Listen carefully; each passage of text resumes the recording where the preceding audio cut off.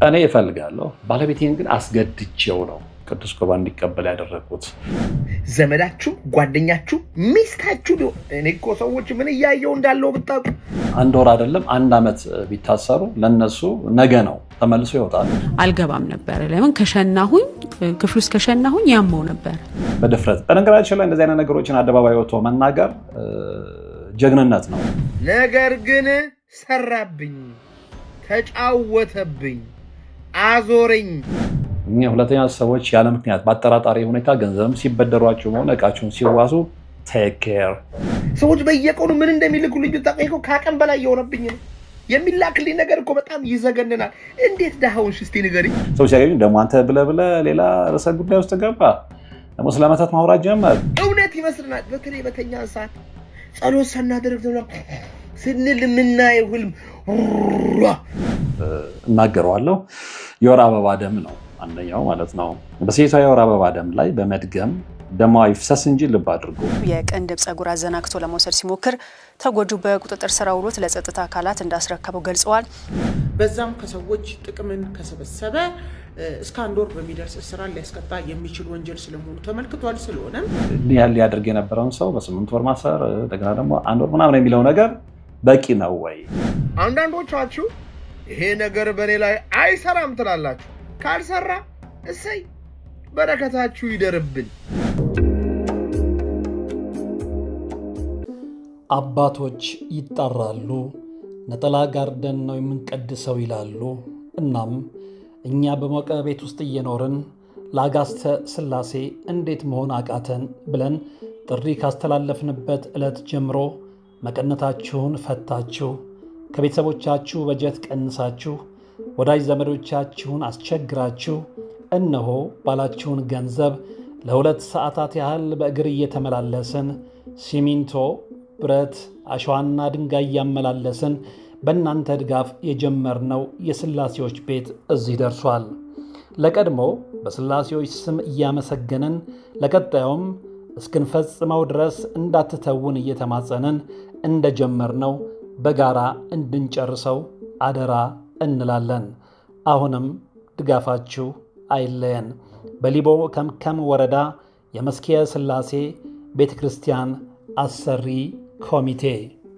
በቅንድብ ድግምት ሊገድሉና ሊያሳብዱ የነበሩት በእስራት መቀጣታቸው መተትና ድግምት በወንጀል ሕግ እንደሚያስጠይቅ የሚያብራራው የሕግ ባለሙያ አስተያየት አጋንንት ይመለክበት የነበረ ቤተሰብ ውስጥ የነበረች እህት ምስክርነት የመተቱ ነገር መቀጠሉን የተናገረው ማን ያዘዋል እሸቱ ምስክርነት በመጨረሻም ሴቶችን ዕድሜ ልክ የሚያስለቅሰውና ልጅ ከልካዩ በማህፀን ላይ የሚደረገው መተት የዛሬው ዝግጅታችን አንኳር ነጥቦች ናቸው። እስከ ፍጻሜው አብራችሁን ከዘለቃችሁ የምትሰሟቸው ይሆናል። በቀጥታ ወደ መጀመሪያው ዝግጅቴ አለፍኩ። እንግዲህ ለመጀመሪያው ዝግጅቴ ማሟሻ ያደረግኩት በቅንድብ ድግምት ሊገድሉና ሊያሳብዱ የነበሩት በእስራት መቀጣታቸውን የሚያመለክተውን ታሪክ ነው። እንግዲህ ድርጊቱ የተፈጸመው ራሬ ቀበሌ ውስጥ ነው እና ምንድነው የታሰበው? እንግዲህ በድግምትና በጥንቁላ ሰዎች ለማሳበድና ለመግደል በሚል የቅንድብ ጸጉር አዘናግቶ ለመውሰድ የሞከሩት ግለሰቦች በቁጥጥር ስር ውለዋል እና እንግዲህ በ10 ሺህ ብር ነው ይሄ ሊደረግ የነበረው። አንደኛውን ሰው ለማሳበድ አንደኛውን ለመግደል ነው። ልብ አድርጉ። እኛ ችላ ብለነው የነበረው በዚህ ጉዳይ ላይ ስናወራ ብዙዎች ጆሮአቸውን ይዙበት የነበረው ጉዳይ አሁን በጣም ይፋ እየወጣ መጥቷል። ብዙዎች ምስክርነትን እየሰጡ ነው። ቀድመው ስለዛ ጉዳይ መናገር የማይፈልጉ ሰዎች እንኳን አሁን በዚህ ጉዳይ ላይ ትኩረት ሰጥተው እየተናገሩ ነው። ዞሮ ዞሮ በተጠቀሰው ቦታ ላይ ምንድን ነው የሆነው የሚለውን ከዜናው ሰምተን እንመለስ። በድግምት ሰዎች ለማሳበድና ለመግደል በሚል የቅንድብ ጸጉር አዘናክተው ለመውሰድ የሞከሩት ተከሳሾች በእስራት ተቀጡ። በምስራቅ ሐረርጌ ዞን በደኑ ወረዳ ራሬ ቀበሌ ውስጥ በድግምትና ጥንቆላ የሰው ሕይወት ላይ አደጋ ለማድረስ የተስማሙ 2 ግለሰቦች ድርጊታቸው ተጋልጦ በእስራት መቀጣታቸውን ፖሊስ አስታውቋል። የምስራቅ ሐረርጌ ዞን ፖሊስ ዋና መምሪያ ኮሚኒኬሽን ጽሕፈት ቤት ኃላፊ ምክትል ኢንስፔክተር ካሲያ አበበ ለብስራት ራዲዮ እንደገለጹ ተከሳሽ ኦሊያ ሱፊና ኡስማን መሐመድ የተባሉ ግለሰቦች በ2 ሰዎች ላይ በድግምትና ጥንቆላ ህይወታቸው ላይ አደጋ ለማድረስ በገንዘብ ተስማምተው እንደነበር ገልጸዋል። ይሁንና ድርጊታቸው በመጋለጡ በቁጥጥር ስር ውለዋል። አንደኛ ተከሳሽ ኦሊያ ሱፊ የድግምትና ጥንቆላ መድኃኒት ቀማሚ ሲሆን ሁለተኛ ተከሳሽ ኡስማን መሐመድ የድግምትና ጥንቆላ መድኃኒት አሰሪ ሆነው በገንዘብ ዋጋ ተስማምተው ድርጊቱ ለመፈጸም ሲሞክሩ ተደርሶባቸው በቁጥጥር ስር ውለዋል። መድኃኒት አስደራጊ ሁለተኛ ተከሳሽ ኡስማን መሐመድ ከሁለቱ ተጎጂ ሰዎች ጋር ባለው የግል ቅራኔ የተነሳ ለአንደኛ ተከሳሽ ኦሊያ ሱፊ 10 ሺህ ብር ለመስጠት በመስማማት አንደኛው ተጎጂ ህይወቱ እንዲያልፍ ሁለተኛው ተጎጂ ደግሞ በቁሙ እንዲያብድ መድኃኒት ለማሰራት እንደሞከረን የተገለጸው። በዚህ ስምምነት መሰረት መድኃኒት አድራጊው ግለሰብ መድኃኒቶች የሚሰሩት በሰዎች ቅንድብ ነው በማለት ትዕዛዝ በመስጠቱ መድኃኒት አስደራጊው የአንደኛ ተጎጂ ግለሰብ የቅንድብ ጸጉር አዘናክቶ ለመውሰድ ሲሞክር ተጎጂው በቁጥጥር ስር አውሎት ለጸጥታ አካላት እንዳስረከበው ገልጸዋል። ፖሊስም በግለሰቡ ላይ ባደረገው ምርመራ በቁጥጥር ስር የዋለው ግለሰብ ከአንደኛው ተከሳሽ ጋር በገንዘብ ተስማምቶ ድርጊቱ መፈጸማቸው በማስረጃ በመረጋገጡ የምርመራ መዝገባቸው ተጠናቆ ለአቃቤ ሕግ መላኩን ገልጸዋል። ለአቃቤ ሕግም ከፖሊስ የቀረበውን የምርመራ መዝገብ ተመልክቶ በድግምትና በጥንቆላ በሰው ላይ አደጋ ማድረስና ማጋለጥ ወንጀል ክስ የመሰረተም ሲሆን ክሱን የተመለከተው የበደኑ ወረዳ ፍርድ ቤት ሚያዝያ 5 ቀን 2018 ዓ.ም በዋለው ችሎት ሁለቱንም በ8 ወራት ቀላል እስራት እንዲቀጡ ውሳኔ ማስተላለፉን ምክትል ኢንስፔክተር ካስያ አበበ ጨምረው ለብስራት ራዲዮ መናገራቸውን የዘገበችው ባልደረባችን ኤደን ሽመልስ ናት። እንግዲህ ድግምት አሰሪው ከሁለቱ ሰዎች ጋር ባለው ቅራኔ ነው ተነስቶ 10 ሺህ ብር ለድግምት ቀማሚው በመክፈል እነዚህን ሰዎች አንደኛውን ለማሳበድ ጨርቁን ጥሎ እንዲያብድ ለማድረግ አንደኛውን ለመግደል ሙከራ አድርጎ የነበረው ግን ያው በእግዚአብሔርም ጣልቃ ገብነት የነዛ ሰዎች ህይወት ለመትረፍ ችሏል ማለት ነው። አሁን እርግጠኛ ነኝ ብዙዎቻችሁ በዚህ ጉዳይ ላይ ያላችሁ ግንዛቤ የጨመረ መጥቷል ብዬ አምናለሁ። ከመቼውም ጊዜ በላይ ክፉ ሰዎች አሉ የምንለው ያለ ምክንያት አይደለም። እንግዲህ በ10 ሺህ ብር በተራ ብር የሁለት ሰዎችን ህይወት ለማጥፋት እብደቱም ህይወት እንደማጥፋት ነው የምቆጥረው። ግን ያው በመጨረሻ ተነቅቶባቸው ተይዟል። እንግዲህ በቅንድብ ድግምት ነበር ሊያሰሩ የነበረው። ቅጣቱ እንግዲህ በግል አስተያየት ነው። በስቷል አንሷል እዛ ውስጥ አልገባም። ዞሮ ዞሮ ግን እነዚህ ሰዎች በ8 ወር ቀላል እስራት እንዲቀጡ ነው የተበየነባቸው ማለት ነውና እግዚአብሔር ይጠብቀን ከማለቶች እንግዲህ ምን እንላለን? ከመቼውም ጊዜ በላይ መተተኞችና ጠንቋዮች በዝተዋል ኢትዮጵያ ውስጥ። እግዚአብሔር ይጠብቀን።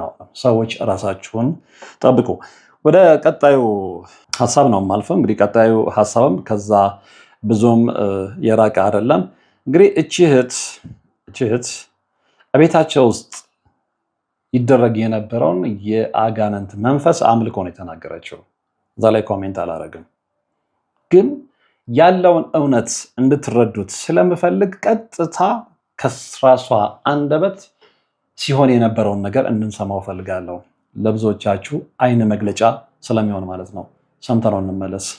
እዛች ቤታችን ውስጥ አንድ መኝታ ቤት ተለይቶ ለአባቴ የማምለኪያ ክፍል ተደርጋ ነበረች እንግዲህ ከሚነግረኝ ማለት ነው። እና እዛ ክፍል ውስጥ እዛ እሱ የሚያመልክበት ክፍል ውስጥ ማንም ሰው አይገባ። ንጹህ መሆን አለበት። ራሱ የራሱ የስፒሪቹዋል ሪኳየርመንቶች አሉት። ወይም ይሄ የመንፈሳዊው ዓለም ምንም እንኳን የጥልቁ መንፈስ ቢሆንም የሚፈልጋቸው ነገሮች አሉና እነሱ መደረግ አለባቸው። አሁን እኔ ለምሳሌ እዛ ክፍል ዳይፐር ሳይታሰርልኝ አልገባም ነበር። ለምን ከሸናሁኝ ክፍል ውስጥ ከሸናሁኝ ያመው ነበር። ያ በቃ ያመዋል። በፊዚካል ህመም ይገለጣል። አታክ ያደርገዋል። በቃ ያመዋል። ሲያመው ደግሞ ሲረበሽ ደግሞ አግሬሲቭ ይሆናል፣ ይበጠብጣል ማለት ነው። እና እንደዚህ ስፔሲፊክ የማይደረጉ ነገሮች ነበሩ እኛ ቤት ውስጥ። ከዛ ደግሞ ስፔሲፊክ የሚደረጉ ነገሮች ነበሩ። ለምሳሌ እሱ የመንግስት ሰራተኛ ነው እንዳልኩ፣ ግን አይ ቲንክ ይታወቅ ነበር ይመስለኛል።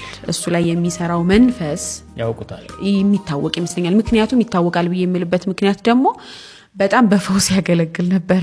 ከጥልቁ በሆነው መንፈስ በፈውስ ያገለግል።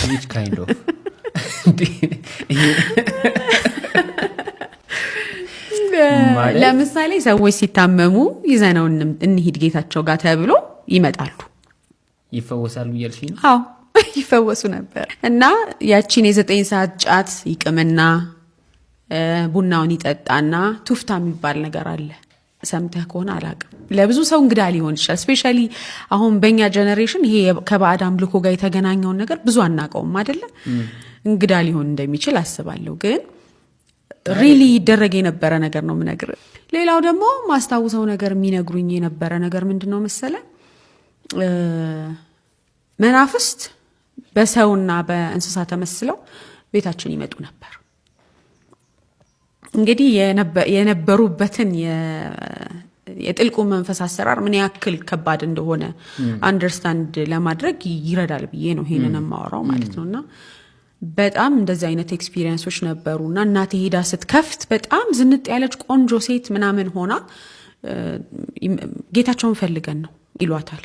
ከዛ ልትጠራ ስትመለስ ደግሞ ታዩ ሰው አይደለም ይላታል። እሱ ይረዳዋል ያውቀዋል። ደሞም ያው መንፈሳዊ አይኖቹም ለዛ ክፍት ስለነበሩ ያይ ነበር ያያቸዋል እና ሲወጣ በቃ እንዴ ማናት ብላ ከሱ ጋር በቃ ፋይት ጀምራ ማናት ቤት ድረስ መታ እንደዚህ የምትፈልግ ምናምን ብላ ተያይዘው ደግሞ ሲሄዱ አያገኟት። ወጣም ብለው ሲያዩ በደንብ እንዲ ኩርባዎች ምናምን የበዙበት ሰፈር ስለሆነ በዛን ያክል ፍጥነት እሱ ከቤት ተጠርቶ እስከሚወጣ ድረስ ወዴትም የሚኬድበት አይነት ሰፈር አይደለም።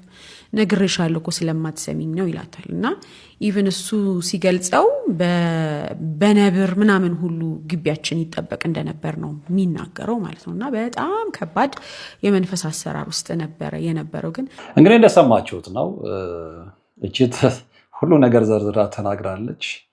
ስለዚህ ሰይጣን አምልኮ ውስጥ መግባት ምን ያህል ከራስም አልፎ ቤተሰብን እንደሚረብሽ፣ ቤተሰብን እንደሚበጠብጥ፣ ብዙ ነገር እንደሚያበላሽ መማር ይቻላል ብዬ አምናለሁ። ሌላው ምንድነው እንግዲህ መተትና ድግምት በወንጀል ሕግ እንደሚያስጠይቅ የሚያብራራው ሕግ የባለሙያ አስተያየት በተመለከተ እንግዲህ መተትና ድግምት በወንጀል ሕግ እንደሚያስቀጡ የህግ ባለሙያ ተናግረዋል። ምንድነው ያሉት የሚለውን አብረን ሰምተን እንመለስ። መተትና ድግምት በኢትዮጵያ ወንጀል ህግ ያስቀጣሉ። ዲቆያችሁ ጠበቃ ሰብለስፋነኝ። እንግዲህ በኢፌዴሪ ወንጀል ህግ አንቀጽ 861 መሰረት አንድ ሰው በመተት ወይም ደግሞ በድግምት መናፍስትን አገናኛለሁ፣ ወረቀትን ወደ ገንዘብ እቀይራለሁ፣ እንዲሁም ሐሰተኛ ትንቢትን በመጠቀም ሌሎችን የማመን የዋህነት ዝንባሌ በመጠቀም የተለያዩ ተስፋዎችን በመስጠት ያንን አደርጋለሁ በሚል በመተት በድግምት ልምምድ ውስጥ በጥንቆላ ውስጥ ከተገኘና በዛም ከሰዎች ጥቅምን ከሰበሰበ እስከ 1 ወር በሚደርስ እስራት ሊያስቀጣ የሚችል ወንጀል ስለመሆኑ ተመልክቷል። ስለሆነም መተትን፣ ድግምትን፣ ጥንቆላን መለማመድ እንዲሁም ሰዎችን የማመን የመቸገርን ስሜትና የዋህነት ዝንባሌን ተጠቅሞ በዚህ አማካኝነት ከመናፍስት ጋር ከፈጣሪ ጋር አገናኛለሁ፣ ገንዘብህ ታገኛለህ፣ ወረቀትን ወደ ገንዘብ ለውጣለሁ ወዘተ እያሉ በሐሰት ትንቢት ሰዎችን ገንዘብ መቀበል፣ ይህንን የገቢ ምንጭ ማድረግ በኢትዮጵያ የኢፌዴሪ ወንጀል ሕግ እንደ ወንጀል ተደርጎ የተቀመጠና የሚያስቀጣ ነው ማለት ነው። መሰል ጠቃሚ መረጃዎች እንታገኙ ይህንን አካውንቴን ይከታተሉ። አመሰግናለሁ። እንግዲህ ጠበቃ ሰብለ አሰፋ ናቸው ይህንን ቲክቶክ ቻናላቸው ላይ ይፋ ያደረጉት። መተትና ድግምት በኢትዮጵያ ወንጀል ሕግ እንደሚያስቀጣ ተናግረዋል። አጠቃላይ ሁኔታው የሰማችሁት ነው። አሁንም እዚህ ላይ ምናልባት እኔ የግል አስተያየት ልሰጥ የምችለው ምንድነው የህግ ባለሙያ አይደለሁም። በዛ ጉዳይ ላይ እንዲህ ነው ማለት አልችልም።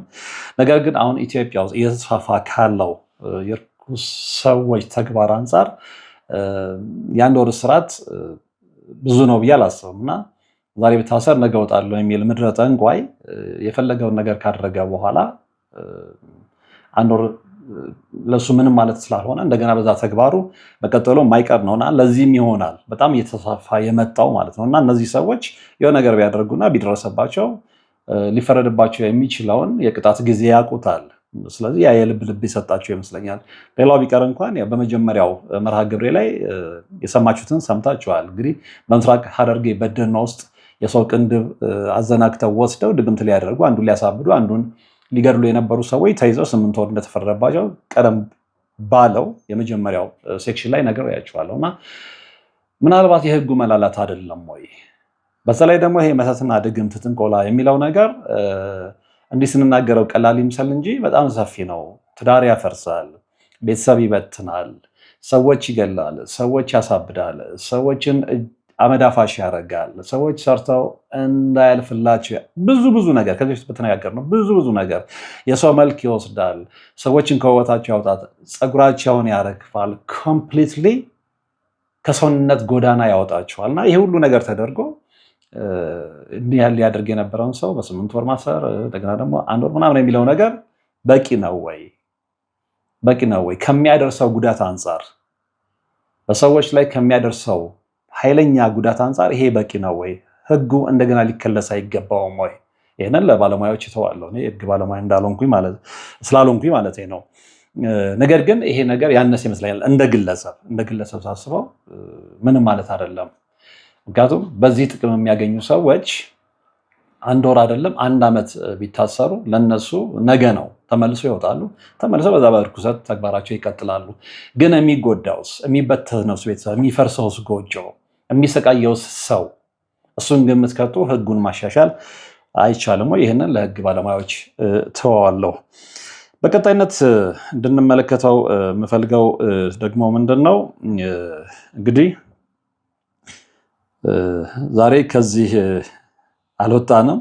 ከዚህ ርዕሰ ጉዳይ ማን ያዘዋለን ትላንትናም በለቀኩት ቪዲዮ ላይ ይዤው ቀርቤ ነበረ።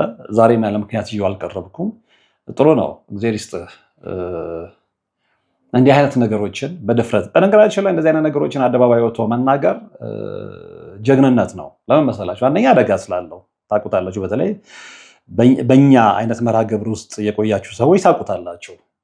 ስለምታውቁት ሪስኩ ይገባቸዋል ብዬ አስባለሁ። እና ያንን ሪስክ ተጋፍጠው ነው እንደዚህ አይነት መርሃ ግብር የሚሰራው።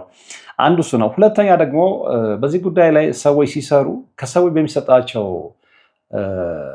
አስተያየት የተነሳ የሚሸማቀቁ አሉ። ስለዚህ ጉዳይ ማውራትን እንደ ነውር የሚቆጥሩ ማለት ነው። ወይ ሰዎች ሲያገኙ ደግሞ አንተ ብለህ ሌላ ርዕሰ ጉዳይ ውስጥ ገባ ደግሞ ስለመተት ማውራት ጀመርክ ምናምን የሚባል ነገር አለ እኛ ሀገር ውስጥ እና ያንን ደፍሮ ሰብሮ በዚህ ጉዳይ ላይ የደረሰውን ነገር ይፋ ለማውጣት ትኩረት በማድረጉ አይ ቲንክ ሊመሰገን ይገባል ብዬ አስባለሁ። ማን ያዘዋል? ምክንያቱም ማንም በዚህ ጉዳይ ላይ ደፍሮ ረጅም ጊዜ መሄድ ስለማይፈልግ ማለት ነው። እና ነገር ግን ከምንም ነገር በላይ እንደውም መነጋገር አለብን ብዬ የማምነው በዚህ ጉዳይ ነው። ምክንያቱም በጣም እየተስፋፋ ስለመጣ እስካሁን እንኳን ባቀረብኳቸው ርዕሶች ጠቅላላ የምትመለከቱት ከዛ ጋር የተያዘ ነው አይደለ? ከዛ ጋር የተያዘ ነው። የህግ ባለሙያ ምን እርግጠኛ ነኝ ይሄ ነገር በጣም እያየለ ስለመጣ እና ትኩረት ስለሳበ ነው በዚህ ላይ የግል ሙያዊ አስተያየታቸውን የሰጡት ብዬ አምናለሁ። ጠበቃ ሰብለ አሰፋ ማለት ነው። እና ሁላችንም የጋራ አጀንዳ ልናደርገው ይገባል። ሰዎች በጣም እየተጎዱ ስለሆነ በዚህ ጉዳይ ላይ ማለት ነው። እና ምናልባት ይሄ ነገር ድምፁ በጣም እያየለ ከመጣ ትኩረት ተሰጥቶት ህግ ማሻሻያ ሊደረግለትና እነዚህን እርኩሳን ሰዎች ወይም ደግሞ የሰይጣን ተላላኪዎች ቢያንስ እንደው በከፊልም ቢሆን ገደብ ሊያስይዝ ይችላል ብዬ አምናለሁ። እና ማን ያዘዋልም ዛሬ የሚለው ነገር አለ፣ ሰምተነው እንመለስ። የመተቱ ጉዳይ ቀጥሏል። አንድ ፕሮቴስታንት የሆነ ተከታይ እኔ ድሮ መተት በእኔ ላይ የሚሰራ አይመስለኝም ነበረ፣ ነገር ግን ሰራብኝ፣ ተጫወተብኝ፣ አዞረኝ፣ ህይወቴን ወደ ኋላ ጎተተው፣ አእምሮዬን በታተነው፣ ብዙ ነገሬን አበላሸው። ኋላ ላይ ስለዚህ ጉዳይ ማጥናት ጀመርኩኝና እንደሚሰራ ገባኝ። አንዳንዶቻችሁ ይሄ ነገር በእኔ ላይ አይሰራም ትላላችሁ። ካልሰራ እሰይ በረከታችሁ ይደርብን። እናንተ መንፈሰ ብርቱ ሆናችሁ፣ እናንተ ከእግዚአብሔር ከአምላካችሁ ጋር ተጣብቃችሁ፣ እናንተ እምነታችሁ አይሎ ነፍሳችሁ በርትቶ ስለ ውስጣችሁ በጣም አውቃችሁ የሚወረወርባችሁን የጨለማ መንፈስ ከተዋጋችሁ እሰይ በረከታችሁ ይደሩብን። ለእኛም መንገዱን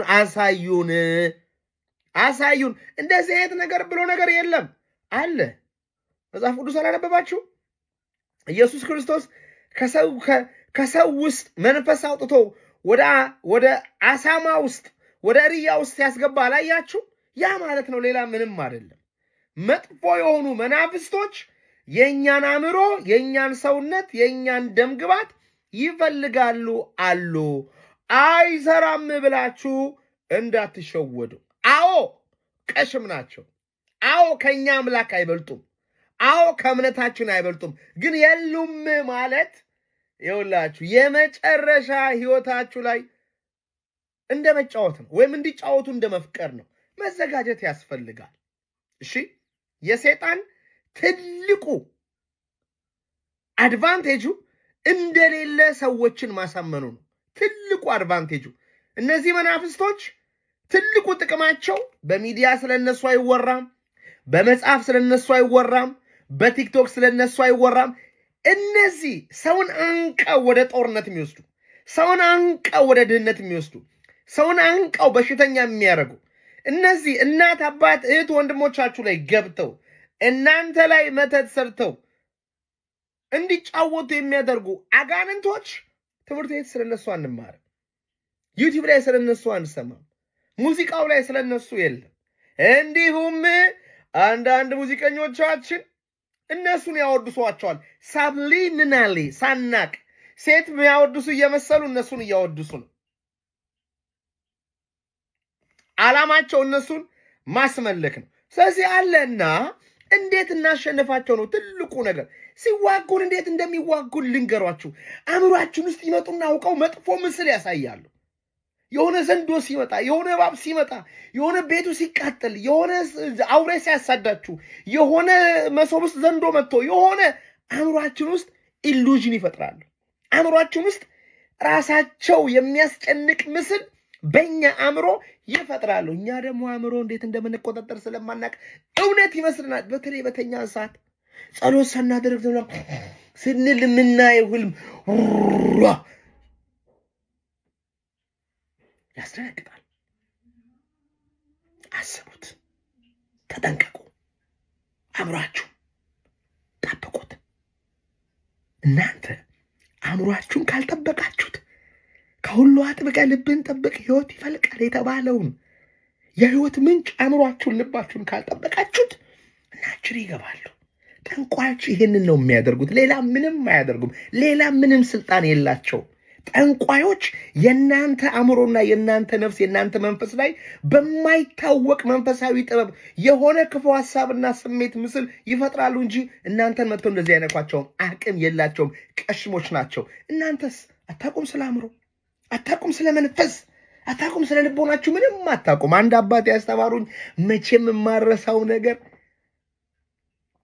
ሰይጣን ቅጠል ነው አላይሰዋል። ቅጠል ቢወርቅብህ ይጎዳሃል አሉኝ። አይጎዳኝም አልኳቸው። ኦኬ አይን ላይ ቢወርቅስ አሉ። ዋት ቅጠል ነው ሰይጣን። ግን ውድ የሆነ ልባችን ላይ ወደቀ። ውድ የሆነ መንፈሳችን ላይ ወደቀ። ውድ የሆነ ነፍሳችንን ተቆጣጠረው። እኛስ ምንም አናቅም። እስቲ ንገሩኝ፣ ስለ አእምሮ ምን ታውቃላችሁ? እስቲ ንገሩኝ፣ ስለ ሀሳብ ምን ታውቃላችሁ? እስቲ ንገሩኝ፣ ስለ ነፍስ ስለ መንፈስ ምን ታውቃላችሁ? እስቲ ንገሩኝ። ምንድነው የምታውቁት? መጥፎ መንፈስ ቢመጣ እንዴት ነው የምትዋጉት? እውቀቴ ባዋ ዜሮ፣ የለም እውቀት የለም። ወይ አላነበባችሁ፣ ወይ ሰርች አላደረጋችሁ፣ ወይ ቤተክርስቲያን ሄዳችሁ የሆነ አባት አግኝታችሁ ካላወቃችሁ በጣም ተጠንቀቁ። የሚጫወቷችሁ በአእምሮ ሐሳብ ነው። የአእምሮ ሐሳብ ደግሞ አይታመንም። ወይ ከጠንቋይና ከመተት ከሰይጣን ነው፣ ወይ ደግሞ ከእናንተ የትናንት የህይወት ገጠመኝ ነው፣ ወይ ደግሞ ከመንፈስ ቅዱስ ነው። ከሶስቱ ምረጡ። ብትችሉ የራሳችሁንና ሌላ ቆሻሻ የሆነውን ሐሳብ ወደ ጎን ትታችሁ የመንፈስ ቅዱስን ሐሳብ ያዙ። አእምሯችሁን ሽፍት ማድረግ ትችላላችሁ። ሲም1 የሰይጣን የእናንተ የኢጎ መጥፎ አስተሳሰብ ልናስብ፣ ሲም2 የመንፈስ ቅዱስ አድርገን ሽፍት ማድረግ ትችላላችሁ። ከዓለም ወደ መንፈሳዊነት፣ ከሰይጣን ወደ እግዚአብሔር፣ ከጨለማ ወደ ብርሃን፣ ከፍርሃት ወደ ፍቅር ሽፍት ማድረግ ይቻላል። እንዴት?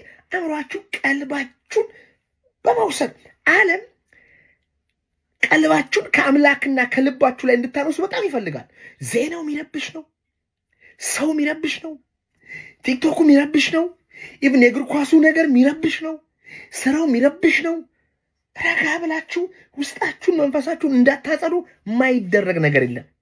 ሰዎች ዓላማው ምንድን ነው? እኔ ማነኝ ብላችሁ እንዳትጠይቁ ነው። ዓላማው ምንድን ነው? ሀሳቤን እንዴት ነው የምቆጣጠረው ብላችሁ እንዳትጠይቁ ነው። ዓላማው ምንድን ነው? መንፈስ ቅዱስን በውስጤ እንዴት ነው ማሰርጸው ብላችሁ እንዳትጠይቁ ነው። ዓላማው ምንድን ነው? እናንተም በሌላ ነገር ቢዚ አድርጎ የሚያድናችሁን የህይወት ነገር እንዳታውቁ ማድረግ ነው። ከዚህ ጋር ደግሞ እናታችሁም አባታችሁም ዘመዳችሁም ጓደኛችሁ ሚስታችሁ እኔ እኮ ሰዎች ምን እያየው እንዳለው ብታውቁ፣ ሰዎች በየቀኑ ምን እንደሚልኩ ልዩ ታውቁ። ከአቅም በላይ የሆነብኝ ነው የሚላክልኝ ነገር እኮ በጣም ይዘገንናል። እንዴት ዳሃውን እስቲ ንገሪኝ። እንዴት በሽተኛውን እስቲ ንገረኝ። እንዴት ሱሰኛውን እስቲ ንገረኝ። እንዴት ቢዝነስን አጣ እስቲ ንገረኝ። እንዴት ብቸኛውን እስቲ ንገረኝ። እንዴት ልጆችን ማግኘት ከበደ እስቲ ንገረኝ። እንዴት ተሰደ 20 ዓመት ሰርተ እንዴት አንድ ብር ታጣለህ እስቲ ንገረኝ። ብሮ የሆነ ነገር ተደርጎብሃል። ባትደረግ ትባረካለህ። የሆነ ነገር ተደርጎብሃል። ስለዚህ በዚህ ሰዓት ውስጥ ችግር ውስጥ ነኝ፣ ጭንቀት ውስጥ ነኝ፣ ውጥረት ውስጥ ነኝ፣ እየሞከርኩ እየተሳካልኝ አይደለም፣ የተዘጋ በር አለ ብለህ ካሰብክ አሁን ውስጥህን ለማወቅ በጣም ጣር። አሁን የልብህን ቆሻሻ ለማጽዳት በጣም ጣር። አሁን ሐሳብን ለማስተካከል በጣም ጣር። አሁን ለጸሎት በጣም ጣር። አሁን ለእምነት በጣም ጣር።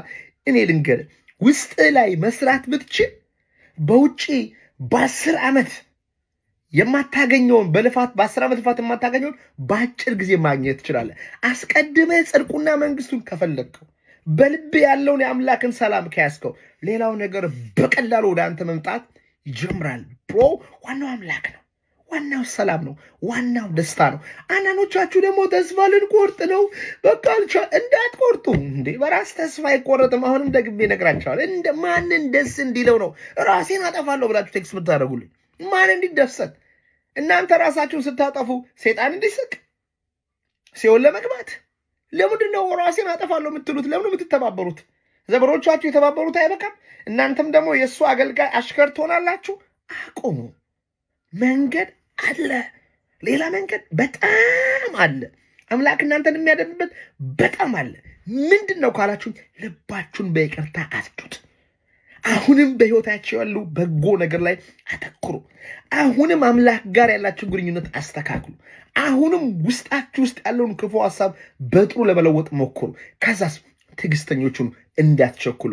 የሄደው በረከት ይመጣል። የጠፋው ገንዘብ ይመጣል። የጠፋው ወዝ ይመጣል። የጠፋው ሰላም ተባስቶ ይመጣል። እንታገስ። እግዚአብሔር 7 ቢሊዮን ልጆች አለ። ሁላችንም ችግር ላይ ነን። ይደርስልናል። ግድ የላችሁም። እሺ፣ ዛሬ ለአንቺ ሊደርስ ይችላል። ነገ ለእኔ ደግሞ ይደርስልኛል። ተነገ ወዲያ ደግሞ ሌላው እህቴ ወንድሜ ይደርሳል። እንታገሱ። ግድ የላችሁም። ይስተካከላል።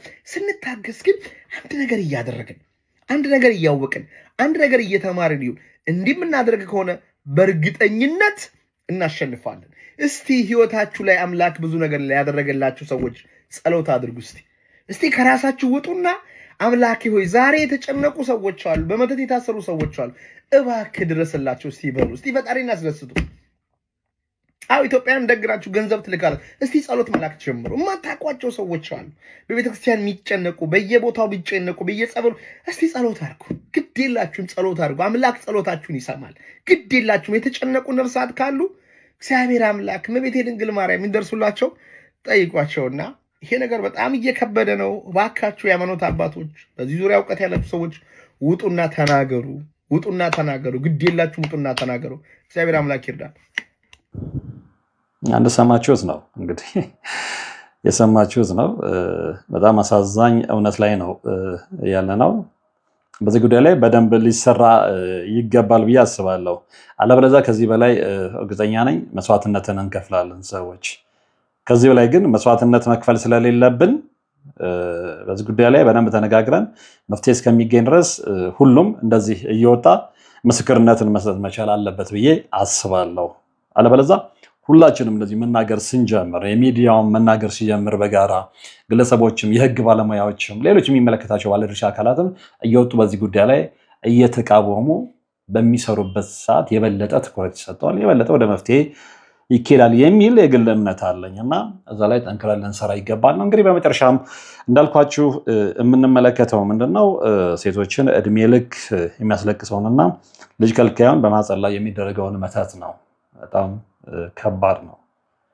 የሰው ልጅ ክፋት እንግዲህ በተመለከትነው እስካሁን በተመለከትነው ሁኔታ ከፍተኛ ደረጃ ላይ ደርሷል እና ከዚህ ውስጥ እንግዲህ የሴቶችን ህይወት የሚጎዳ የመተት አሰራር ልጅን ይከለክላል። ብዙዎችን አስለቅሷል። ብዙ እናቶችን አስለቅሷል። ብዙዎች እንግዲህ ልጆቻቸውን አቅፈው መፍታም ይፈልጋሉ። እነሱ ስለተመኙ ግን ያንን ያገኛሉ ማለት አይደለም። ልጅ የእግዚአብሔር ስጦታ ነው። ይሄ ይታወቃል። ከዛ ባሻገር እንግዲህ ይሄንን እውነት የሚያውቁ ሰይጣን ተላላኪዎች የሰውን ደስታ ለማጨለም በተለይም ደግሞ የሴቶችን ህይወት ለማጨለም በማህፀን ላይ የሚያደርጉት መተት አለ። እሱን በተመለከተ ነው ከዚህ ቀጥሎ ያለውን ጊዜ የምናጠፋው ማለት ነው።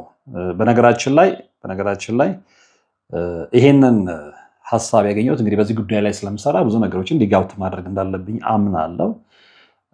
ያው በራሳችሁ ብቻ የምታምጡት ነገር የለም። ከተለያዩ ነገሮች በማንበብ በመመልከት ሰዎችን በመጠየቅ ነው እና ይህንን ሀሳብ ያገኘሁት በእንተ ቅዱሳን የአበው የጸሎት ማህበር ከሚለው ቻናል ላይ እንደሆነ መናገር እፈልጋለሁ። እኛ ሀገር ክሬዲት መስጠትን ወይም ደግሞ ያገኙበትን ቦታ መጥቀስ እንደ ነውር ይቆጠራል። እኔ በዛ አላምንም።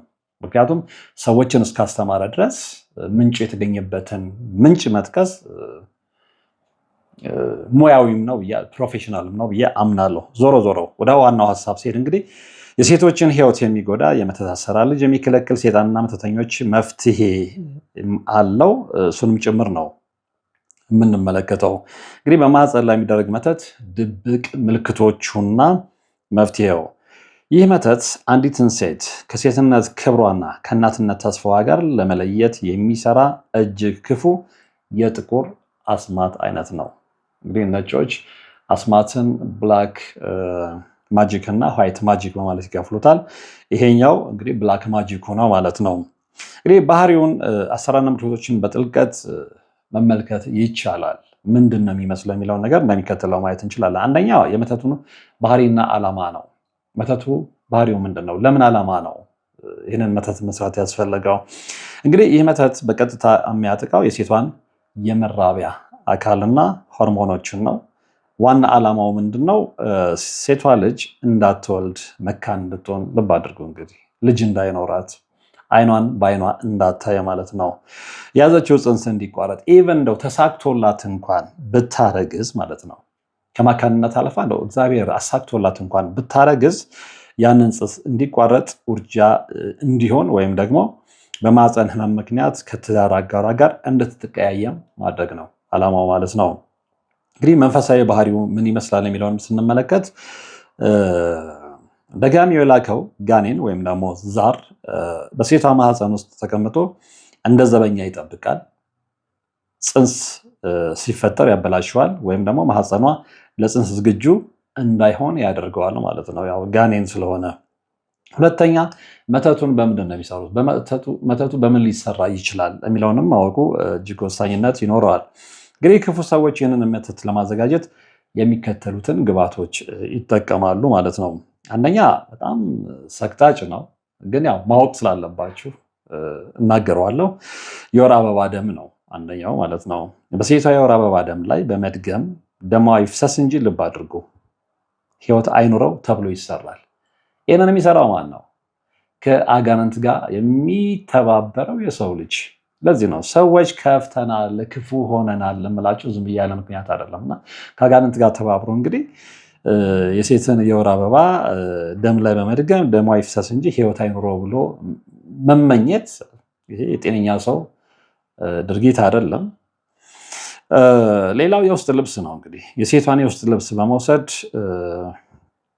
ኖት በማሰር እና በመድገም ማህፀኗ የታሰረ ይሁን ተብሎ መቃብር ውስጥ ይከተታል። ይህንንም እንወቅ። ሌላ በምግብና በመጠጥ የሚሰራው ነው። በማህፀን ግድግዳ ላይ እንግዲህ ተጣብቆ የሚኖርና ሆርሞንን የሚያናጋ የመተት መርዝ በመስጠት ድርጊቱ ይፈጸማል። ሌላው በማህፀን ላይ ተደግሞ የተረጨን ውሃ በመርገጥ መንፈሱ ወደ ሰውነት እንዲገባ ያደርጋሉ። ሌላው ምንድነው? ምልክቶቹ ምንድናቸው የሚለው ነው። አንዲት ሴት እንግዲህ ማህፀኗ ላይ መተት መኖሩን በእነዚህ ምልክቶች ማወቅ ትችላለች ወይም ታውቃለች። ይህንን ልብ ብላችሁ እንድታዳምጡኝ ይፈልጋለሁ። በተለይ ሴት እህቶቼ፣ በተለይ እናቶች ይህንን በደንብ ምልክቶቹን ካያችሁ ያው ራሳችሁን መፈተሽ ስለሚያስችላችሁ ማለት ነው። አንደኛ ተደጋጋሚ ውርጃ ያጋጥማታል። አንዲት ሴት እንደዚህ ከተደረገባት ተደጋጋሚ ውርጃ ነው የሚያጋጥማት፣ አይጸናላትም ሽሉ ማለት ነው። እና ፅንስ በያዘች በአንድ ወይም በሁለት ወራ ያለ ምክንያት ፅንሱ መፍሰስ ይጀምራል። የወር አበባዋ ይዛባል። ደም በጣም በብዛት ይፈሳታል ወይም ደግሞ ለረጅም ጊዜ ይጠፋል ማለት ነው። ሌላው ምንድነው የታችኛው ሆድ ህመም በብዛት ያሰቃያታል። ከወር አበባ ውጭ በሆነ ጊዜ እንግዲህ የታችኛው የሆድ ክፍል ፔልቪክ ኤሪያ የሚሉት ማለት ነው መውጋት፣ ማቃጠል ወይም ደግሞ እንደ ሸክም መክበድ አይነት ስሜት ይሰማታል። በህልም የሚታዩ ምልክቶችም አሉ። ህፃን ልጅ እንግዲህ ሲሞት ወይም ደግሞ ሲቀበር ማየት፣ እባብ ሆድ ላይ ተጠምጥሞ ማየት ወይም ደግሞ በህልም ግንኙነት መፈጸም ይሄ የዛር ምልክት ነው። እነዚህ ምልክቶች ይታዩባታል። እንደዚህ አይነት ድግምት የተደረገባት ሴት ማለት ነው። ያለ ምክንያት መካንነት፣ በህክምና በኩል እንግዲህ ሁሉም ነገር ጤናማ ሆኖ ሳለ እርግዝና አለመፈጠር። አሁን እንደዚህ አይነት ድግምት የተሰራባት ሴት ትሄዳለች ሐኪም ቤት ትታያለች። ስትታይ ሁሉ ነገሯ እንትን ነው፣ ፐርፌክት ነው፣ ጤናማ ነች እና የእሷ የሰውነት አቋም ሁሉም ነገር ጤናማ ይሆናል። ባለቤቷም ሲመረመር እንደዛው። ነገር ግን እርግዝናው ሊፈጠር አይችልም እና ብዙዎች ይህንን ግራ ያጋባቸዋል። ኢቨን ባለሙያዎችን ዶክተሮችን ጨምሮ ማለት ነው። በተለይ ደግሞ የመንፈስን አሰራር የማያውቁ ከሆነ የበለጠ ግራ ይጋቡበታል። ስለዚህ ይሄ ያለ ምክንያት መካንነት ይባላል እና በህክምና በኩል ሁሉም ነገር ጤናማ ሆኖ ሳለ እርግዝና አለመፈጠር የድግምት ምልክት ነው። ሌላው ምንድነው? የግንኙነት ጥላቻ ወይም ደግሞ የወሲብ ጥላቻ የምንለው ማለት ነው። በትዳር ውስጥ እንግዲህ ወሲብን እንደ ስቃይ ማየትና ከአጋር ጋር መራራቅ፣ ይሄ የብዙዎችን ትዳር የሚያፈርስ ነገር ነው። ብዙዎች ትዳር ውስጥ የሁለቱም ስሜት መጥፋት፣ ሴቷ ምናልባት ወሲብን እንደ ስቃይ እንደ መደሰቻ ሳይሆን እንደ ስቃይ መቁጠር፣ የወንዱ ስሜት መጥፋት ግን ውስጡን ደግሞ መብሰልሰል፣ እንዲህ አይነት ስሜቶች ይታያሉ። ሌላው ምንድነው እንግዲህ የሚያደርሰው ጉዳት ምንድነው? የትዳር መፍረስ ያደርሳል። ይሄ ነገር ልጅ በማጣት ምክንያት በመካከላቸው ሰላም መጥፋትና ለፍቺ መዳረግ፣ ሁሌ ጭቅጭቅ ቤት ስለሆነ ማለት ነው። ልጅ የሌለበት ቤት ውስጥ ሁሌ ወይ ሴቷ ትነሳና በቃ ለዚህ ምክንያቱ አንተ ነህ፣ ከኔ ጋር ግንኙነት መፈጸም አትፈልግም የሚል ጭቅጭቅ ልታነሳ ትችላለች። ትክክል ነች። እሷም እንደ ጓደኞቿ አይኗን በአይኗ ማየት ትፈልጋለች። ወንዱም ደግሞ ያንንም ቢፈልግ ግን በምንም አይነት ታምር ስሜት ውስጡ ላይኖር ይችላል። ስሜት አልባ ሊሆን ይችላል እና ይሄ መንፈስ መሆኑን የሚያውቁት ግን ምን ያህል ናቸው የሚለውም አብሮ መታየት መቻል አለበት። ሌላው ስር የሰደደ ህመም ነው እንግዲህ የማህፀን እብጠት ወይም ደግሞ የቋጠሮ ህመሞች በመተት ምክንያት ሊፈጠሩ ይችላሉ። የአእምሮ ስብራት ነው። እኔም ሙሉ ሴት አይደለሁም የሚል የተስፋ መቁረጥ ስሜት ሴቷ እንዲሰማት ያደርጋል። የሚፈልገውም ይሄን ነው። ያንን እርኩስ ተግባር የፈጸሙ ሰዎችም እንዲህ አይነት ስሜት እንዲሰማት ነው።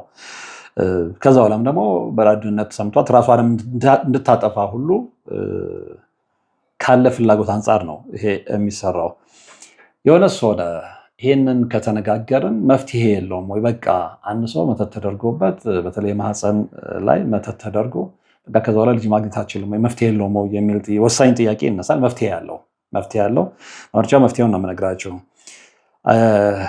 ከመፍትሄዎቹ መካከል እንግዲህ የዮርዳኖስ ወይም ደግሞ የቁልቢ ገብርኤልን ጸበል በማህፀን ውስጥ መጠመቅ በማህፀን ውስጥ የተቀመጠው መንፈስን ለማስወጣትና እስራቱን ለመበጠስ ይጠቅማል። ይህም እንግዲህ በተከታታይ የተጠቀሱትን የጸበል አይነቶች 21 ቀን መጠመቅ የሚል መፍትሄ ተቀምጧል። ሌላው መዝሙረ ዳዊት ነው። መዝሙረ ዳዊት 112 የሚለውን ጸሎት ውሃ ላይ ደግሞ መጠጣትና የታችኛውን ሆድ መቀባት። ይሄ ማለት ምንድነው? መዝሙረ ዳዊትን ታቀርባላችሁ፣ ከዛ ውሃ ታቀርባላችሁ፣ እዛ ላይ ጸሎት ታደርጋላችሁ። ያንን መዝሙረ ዳዊት ምዕራፍ 112ን ከዛ በኋላ ያንን የጸለያችሁበትን ውሃ መጠጣትና የታችኛውን ሆድ ላይ መቀባት። ሌላው መዝሙር 21 ነው። እንግዲህ በውሃና በወይራ ዘይት ላይ በመጸለይ አሁንም በእያንዳንዱ መጨረሻ ላይ እፍ በማለት ውሃውም ላይ ዘይቱም ላይ ማለት ነው። ውሃውን ማለዳ በባዶ ሆድ መጠጣት መፍትሄ ነው። በየቀኑ ማታ ከመኝታ በፊት የተጸለየበትን የወይራ ዘይት ታችኛ ሆድ ወይም ማህፀን ላይ በጀርባ በመተኛት ክፍልና በሰውነት መገጣጠሚያዎች ላይ መቀባት።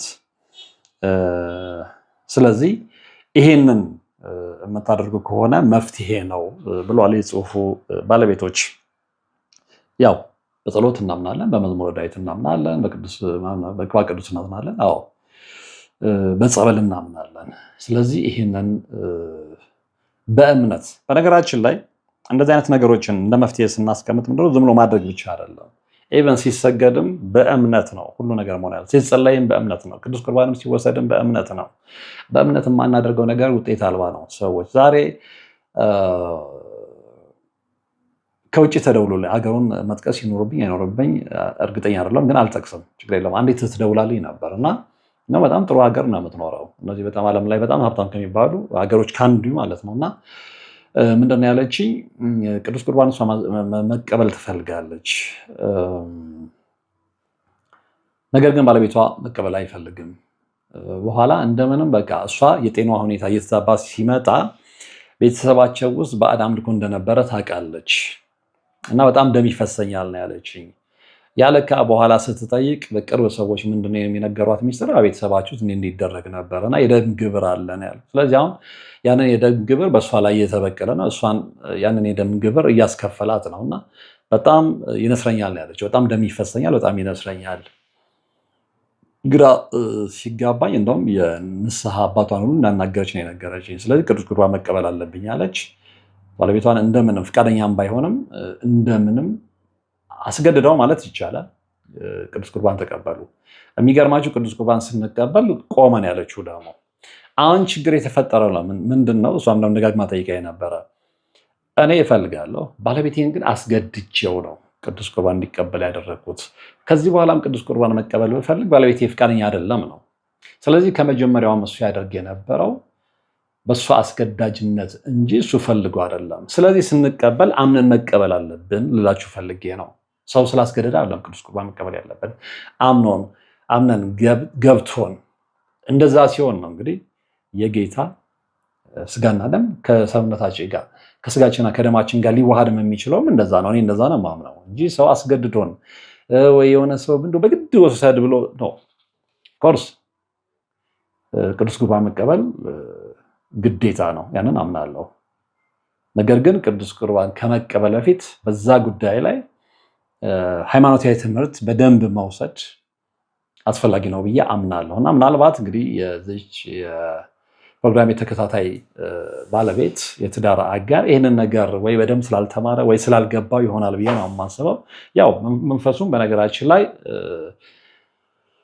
ይገዳደራችኋል ያን ትቀበሉ ስለማይፈልግ ማለት ነው። እና ስለዚህ ቅዱስ ቁርባን ስንቀበል ብቻ ሳይሆን ስንጸልይም፣ ስንሰግድም፣ ስንጾምም በፍላጎትና አምነንበት በጽኑ እምነት ሊሆን ይገባል የሚል አስተያየት አለኝ። እንግዲህ የዛሬው መርሃ ግብር የተከታተላችሁት ነው። ከመቼውም ጊዜ በላይ ይሄ የድግምት ነገር አሳሳቢ እየሆነ ነው። በዚህ ጉዳይ ላይ ምን ይደረግ? መፍትሄው ምንድን ነው? አንዳንዴ ከአቅም በላይ ነው። እንግዲህ ከጸሎት ውጭ እግዚአብሔርን ከመለመን ውጭ ምንድን ነው የሚደረገው? በጋራ እንግዲህ ሰላማዊ ሰልፍ አንወጣም በዚህ ጉዳይ ላይ። ምክንያቱም እነዛ ሰዎች እጅ ከፍጅ መያዝ አለባቸው ወይ ደግሞ የሆነ ሰው አመችም ስላልሆነ ነው እምለው። ይገባቸዋል። አይ ነው ከባድ ነው። የሆኑ ሰዎች እንዲህ አድርገዋል ብለው በህግ ጥላ ስር ለማድረግ ብዙ ውስብስብ ነገሮች እንደምንናገረው ቀላል ላይሆን ይችላል። ነገር ግን የእኛ ጠበቃችን ዋሳችን እግዚአብሔር ስለሆነ ከምድራዊም ህግ በላይ እግዚአብሔር ስለሆነ የእኛ ፈራጅ እሱን ሙጥኝ ብሎ መያዙ መፍትሄ ነው ብዬ ነው በግሌ እማምነው። ለማንኛውም ግን ራሳችሁን እየጠበቃችሁ ያው ሰምታችኋል። እንግዲህ ምስራቅ ሐረርጌ በደን ውስጥ የሆነውን ነግሬያችኋለሁ። ቅንድብና እንደምንም አዘናግቶ ወስዶ ድግምት ለመስራት ይሄ አሁን ይፋ ስለወጣ ነው። ብዙ ይፋ ያልወጡ እንግዲህ የሰውን ልብስ መውሰድ፣ የሰውን ዕቃ መውሰድ፣ የሰውን ምናምን እዛ ላይ አስደግሞ ማምጣት የተለመደ ነው ኢትዮጵያ ውስጥና እናንተ ላይ ይሄ ነገር እንዳይሆን አንደኛ ንብረቶቻችሁን በአግባቡ ጠብቁ። ሁለተኛ ሰዎች ያለ ምክንያት በአጠራጣሪ ሁኔታ ገንዘብም ሲበደሯችሁ መሆን ዕቃችሁን ሲዋሱ ቴክ ኬር። ለምንድን ነው የፈለገው? ገንዘብ ቸግሮት ነው ወይ? ሪሊ ገንዘቡን ሊጠቀምበት ነው ወይ? ሪሊ ዕቃው አስፈልጎት ነው ወይ የተዋሰኝ? እንዲህ አይነት ነገሮችን በደማምሯችሁ ልታሰሩ ይገባል ብዬ አምናለሁ። አለበለዚያ መስዋዕትነት እንከፍላለን። መስዋዕትነት ከመክፈል ደግሞ እግዚአብሔር ይጠብቃል። በሌላ ጊዜ በሌላ መርሃ ግብር እንገናኛለን። እስከዛው ግን ያላችሁበት ሰላም። አባቶች ይጠራሉ፣ ነጠላ ጋርደን ነው የምንቀድሰው ይላሉ። እናም እኛ በሞቀ ቤት ውስጥ እየኖርን ለአጋዕዝተ ሥላሴ እንዴት መሆን አቃተን ብለን ጥሪ ካስተላለፍንበት ዕለት ጀምሮ መቀነታችሁን ፈታችሁ ከቤተሰቦቻችሁ በጀት ቀንሳችሁ ወዳጅ ዘመዶቻችሁን አስቸግራችሁ እነሆ ባላችሁን ገንዘብ ለ2 ሰዓታት ያህል በእግር እየተመላለስን ሲሚንቶ፣ ብረት፣ አሸዋና ድንጋይ እያመላለስን በእናንተ ድጋፍ የጀመርነው የሥላሴዎች ቤት እዚህ ደርሷል። ለቀድሞ በሥላሴዎች ስም እያመሰገንን ለቀጣዩም እስክንፈጽመው ድረስ እንዳትተውን እየተማጸንን እንደጀመርነው በጋራ እንድንጨርሰው አደራ እንላለን። አሁንም ድጋፋችሁ አይለየን። በሊቦ ከምከም ወረዳ የመስኪየ ሥላሴ ቤተ ክርስቲያን አሰሪ ኮሚቴ